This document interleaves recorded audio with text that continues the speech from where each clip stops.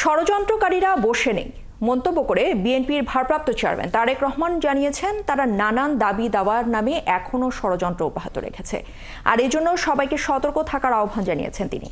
এদিকে ছাত্রদের দল গঠনের উদ্যোগকে স্বাগত জানিয়ে দলের মহাসচিব মির্জা ফখরুল ইসলাম আলমগীর বলেছেন, সরকারের থেকে দল গঠন করলে জনগণ সেটি মেনে নেবে না। সরকারকে নিরপেক্ষ থাকার আহ্বান জানিয়েছেন তিনি। আরও জানাচ্ছেন শফিকুল হক। দেশের রাজনীতিতে এখন আলোচনায় শিক্ষার্থীদের নতুন দল গঠনের এই উদ্যোগ নিয়ে খোদ সরকার প্রধানের করা মন্তব্যের পর রাজনীতিতে চলছে নানা সমীকরণ। ছাত্ররা রাজনৈতিক দল গঠন করতে চায়, আমাদের এতটুকু আপত্তি নেই, আমরা আনন্দিত।